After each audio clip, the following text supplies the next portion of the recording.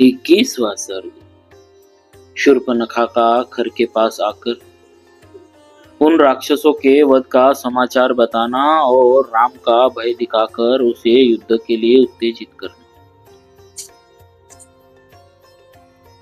शूर्पणखा को पुनः पृथ्वी पर पड़ी हुई देखा अनर्थ के लिए आई हुई उस बहन से खर ने क्रोधपूर्वक स्पष्ट वाणी में कहा, बहन, मैंने तुम्हारा प्रिय करने के लिए उस समय बहुत से शूरवीर एवं मांसाहारी राक्षसों को जाने की आज्ञा दे दी थी। अब फिर तुम किस लिए रो रही हो?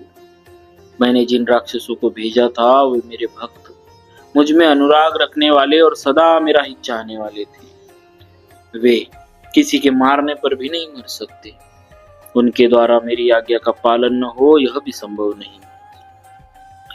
फिर ऐसा कौन सा कारण उपस्थित हो गया जिसके लिए तुम हाँ नाथ की पुकार मचाती हुई सांप की तरह धरती पर लौट रही हो? मैं उसे सुनना चाहता हूँ। मेरे जैसे संरक्षक के रहते हुए तुम अनाथ की तरह विलाप क्यों करती हो? उठो, उठो, इस तरह लौटो मत। घबराहट छोड़ दो।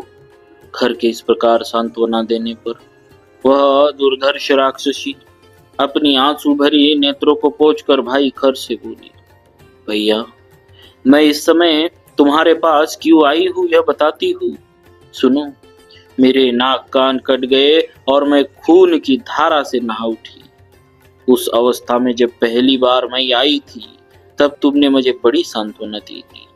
तत्पश्चात मेरा प्रिय करने के लिए लक्ष्मण सहित राम का वध करने के उद्देश्य से तुमने जो वे 14 शूरवीर राक्षस भेजे थे वे सब के सब अमरश में भरकर हाथों में शूल और पट्टिश लिए वहां जा पहुंचे। परंतु राम ने अपने मर्मभेदी बाणों द्वारा उन सबको सम्रांगण में मार गिराया।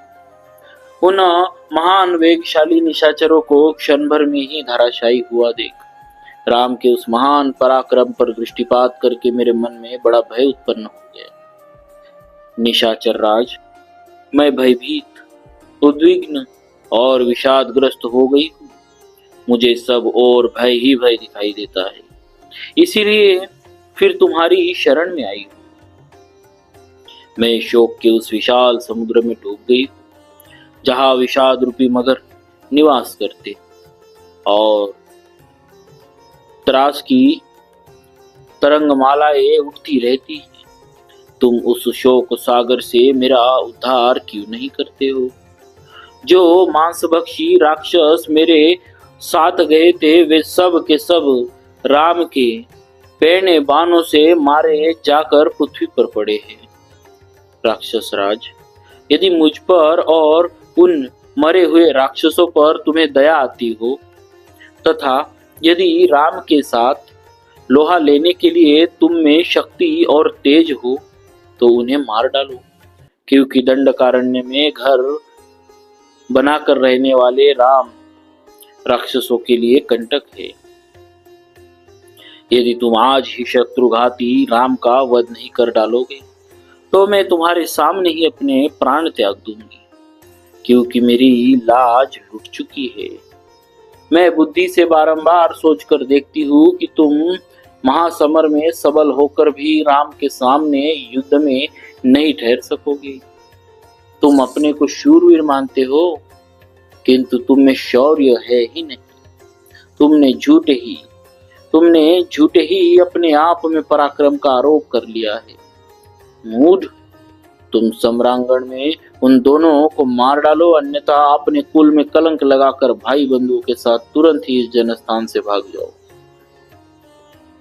राम और लक्ष्मण मनुष्य है, यदि उन्हें भी मारने की तुम में शक्ति नहीं तो तुम्हारे जैसे निर्बल और पराक्रम शून्य राक्षस का यहाँ रहना कैसे संभव हो सकता है? तुम राम के तेज से पराजित होकर शीघ्र ही नष्ट हो जाओगे, क्योंकि दशरथ कुमार राम बड़े तेजस्वी है। उनका भाई भी महान पराक्रमी है, जिसने मुझे नाक कान से हीन करके अत्यंत कुरूप बना दिया। इस प्रकार बहुत विलाप करके गुफा के समान गहरे पेट वाली वह राक्षसी शोक से आतुर हो अपने भाई के पास मूर्छित सी हो गई और अत्यंत दुखी हो दोनों हाथों से पेट पीटती हुई फूट फूट कर रोने लगी। इस प्रकार श्री वाल्मीकि निर्मित आर्ष रामायण आदि काव्य के अरण्य कांड में 21वां सर्ग पूरा हुआ। बोलिए श्री सीताराम जी महाराज की जय। भक्तवत्सल भगवान की जय।